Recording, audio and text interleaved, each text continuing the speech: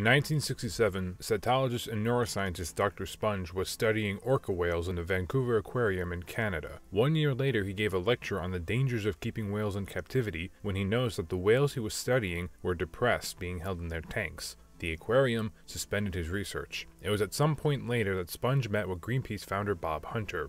This eventually led to the beginning of the Save the Whales campaign in 1975. The modern environmentalist and animal conservation movements can be traced back to the 60s and 70s. Pollution and animal welfare were on some people's minds when they were noticing that their backyards were turning into toxic waste dumps. And speaking of dumps, it smells like a dumpster. Hey, what's up? Welcome to Taking a Page, episode 27. Today we're talking Orca from 1977, directed by Michael Anderson. I'm Joe LaScola. We're f***ing live, dude. Introduce yourself. I'm Sean O'Rourke. I'm Connor Whalecup McGraw. And this is... Crossover.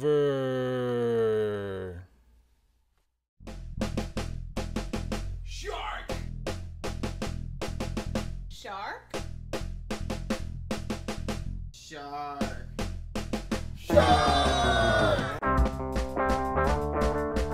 Go and shed your winter coat. Go and put your life vest on. When you go into the sea, you'll see a cuddly, cuddly, cuddly shark. Cuddly, cuddly, cuddly shark. Shark! I'm CB Smith, and I'd like to thank the crew over at Movie Dumpster to come and talk about Orca with me on my channel on July, which is Shark Month, where I talk about books and their adaptations that pertain with sharks. Glad to have you guys on here. Yeah, man. Glad to be here. Connor, I didn't think you were going to be a skeleton. Of course I'm a skeleton. My body's still in the Speed Force. Now stop asking personal questions. Of all the things that's happened in 2020, are you really shocked by a talking skeleton? Honestly, it's not even the weirdest thing on this book. I figured you guys read it, right? No. Yeah, I was gonna read that, but, I didn't have the time. Read the book? I don't have muscles. How am I supposed to read a book? You want to come over here and puppeteer my arms to do it? Good enough. I'll talk about the book stuff, and you guys can talk about the movie. Oh, and no spoiling the ending, okay? Deal? Alright, so in 1975, Save the Whales wasn't the only thing coming out. Jaws premiered, becoming the first ever blockbuster. Cut to mega producer Dino De Laurentiis wanting to capitalize on it. First with his remake of King Kong in 1976, that didn't go well. So then he looked for another killer fish movie. Enter Arthur Herzog, pulp novelist / journalist incorporating both the environmentalism and animal welfare movements of the time. And a dose of that 1970s pessimism, he wrote Orca the same year as the movie. It isn't clear how this book-movie deal came about. I mean, Herzog isn't even in the writing credits. I mean, why? Why not? None of us would have actually known about this book if Joe's mom didn't already read it. Thanks, Joe's mom. Thanks, Mom. So the film opens with two orcas, a male and a female, frolicking and breaching out of the waters near Newfoundland, Canada. Now this whole scene is set across this beautiful fucking sunset. The whole point of it? They want you to know these whales are fucking. This is a huge movie difference that's actually for the better, because in the book we never actually have scenes from the whale's perspective, just the human characters, where we eventually get to Newfoundland like in the movie, but first we need a chapter in not SeaWorld, but Seaquarium. That's a dumb name. Oh, it's about to get a lot dumber. We're introduced to our main characters. We have Rachel Bedford, who's played by Charlotte Rampling. We know very little about the nature of the whale's intelligence, except that it exists and is powerful, and in some respects, may even be superior to man. We have Annie, played by Bo Derek, who really doesn't have anything to do in this film except to be there. They stick with one mate all their life. Do you realize we could be busting up a happy family? And then we have Captain Nolan, played by Richard Harris, who's as Irish as a sack of potatoes. I'm delighted to hear that. Hey guys, is Jack Campbell an Irish name? I mean, I took an ancestry test and I'm like 51% Irish, so I'm about 51% sure it's not. What is a Jack Campbell? Jack is Nolan's character in the movie. In the first couple pages of the book, we learn that Jack is a mean-spirited alcoholic. He fell asleep watching Jaws. There's a lot of Jaws references in this book. And he wants to fuck his sister. Wait, what? What? What? A what? Jack occasionally wondered, though not for long, what his sister was like in bed. Occasionally wondered, though not for long. About never. Can you imagine if it was for long? Please tell me this isn't brought up again. Not even once. Then why even bring it up at all? You know, to even further shit on Jaws, this movie inserts a great white shark that's chasing someone, just so that these orcas can come out of literally nowhere and torpedo into the shark from both sides, turning it into a bloody pulp. This movie really is making the argument that this movie is better than Jaws because my fish can beat up your fish. Which gets even more meta when in Jaws 2 the shark kills an orca, and again in Jaws the video game. In reality, orcas eat sharks all the time, and they look so cute doing it. Aww, who's an adorable apex predator? You are. So Nolan decides to go after the orca TM because apparently it's worth more money than the great white shark is that he was hunting. What does he do? He gets in his boat, takes his crew of dumbasses, and they go out there and shooting at these whales. He misses the male. Well, actually, he hits the male in the fin, and it like takes a chunk out of it. But he hits the female, and she starts going ballistic, trying to commit suicide by ripping of his boat. It's disturbing. Fun fact: this movie has the same rating as Frozen. Like, can you imagine a parent seeing the PG rating thinking it's not so bad? You could seriously scare that poor kid. What kind of parent would do that? The book is a lot less gruesome in this regard. Instead of a tranquilizer harpoon, it's just a netting that the female gets entangled in, and things still don't go well. I can't really show anything without this channel being flagged. Yeah, it's a hard scene to watch. It really wrenches my heart. What heart? Sean, if you ask about my heart again, I'll rip yours out. Yeah, you know, guys, we kid, but I gotta be honest, I wasn't having a whale of a time with this scene. Smith, that was a bad pun. I even felt that one. I mean, don't get me wrong, it serves a very important purpose. That pun would have hurt, but I have no nerve endings as I'm currently a skeleton, so I'm not really too bothered by it. Mentally, however, I'm very injured. I mean, it's to show that orcas aren't just killer whales, you know? How long is he going to keep this up? It shows that orcas really have free willy of their own. Make it stop! I know it seems I'm just like blubbering along here. You know, as intense as this scene is, I think it really gets its point across. It's not just Oh, you're overreacting. Just walk away.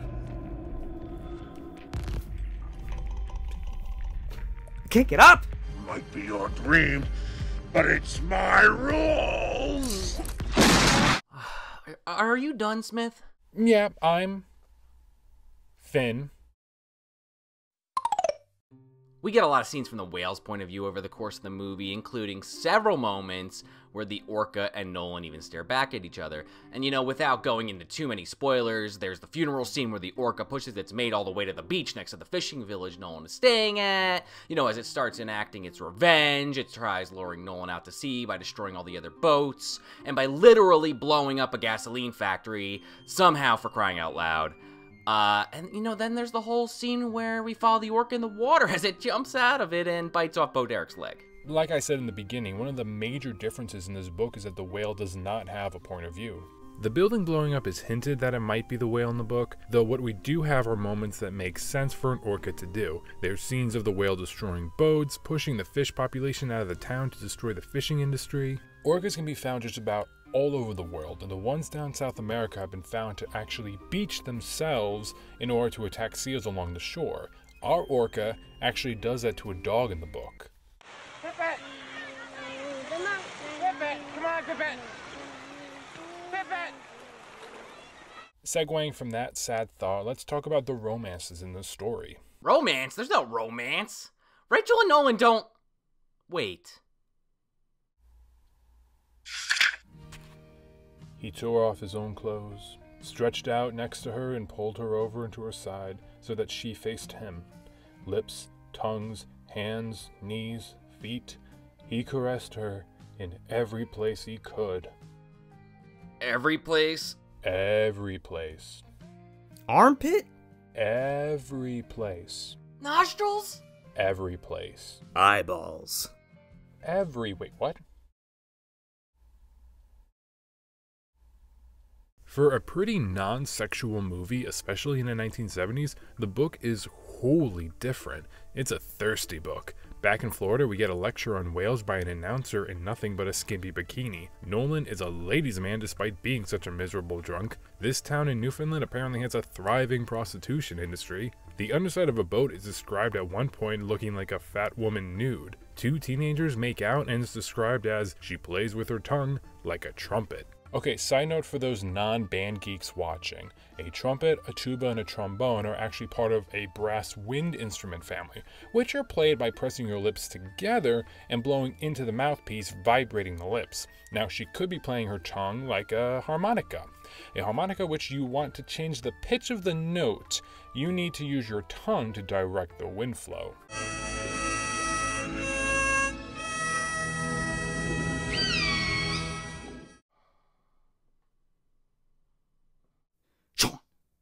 Yeah, it's about to get to that time. How about we wrap things up? What do you guys think? So first, just let me say that I love this film. Despite the book and the film being made to cash in on the success of Jaws, I don't think it's fair to compare this movie to Jaws. It's more like a good revenge flick. I like the dynamic between the orca and Captain Nolan, and I love the idea of the monster being Nolan rather than this giant beast in the sea. You have this whale seeking revenge on this guy because he's a scumbag. But yeah, it's a really good time. And if you haven't seen it, definitely watch it. I would say don't read the book because it sounds like shit. But I can't wait to get it. At the end of the day, I really like this movie. Was this movie made because of Jaws? Most likely. Is it bad? Absolutely not. Decide for yourself. It's awesome. I don't really know how I feel about comparing this movie to Jaws. Orca the movie is wild and awesome and kind of off its fucking rocker. That's why I love it. Kind of horrifying, interesting, and has a little bit of a fantastical element to it that doesn't really get brought up. And the ending is pretty wild. Yeah, Orca's great. I loved it. It's on my shelf, and it should be on yours too. If you watched the movie, you saw the better version. There are some scenes I wish were incorporated into the movie. The whale really is terrifying in the book, while still acting in some ways you would think this animal would act like. As a silly pulp novel, it's fine, but the movie really does elevate the material and make its own. Characters are actually interesting, Nolan has a sad backstory to let you know why he's so bitter, and the whale, he's shown much more. Like, there's even this little whale funeral in the movie when his mate died. You want this thing to get his revenge.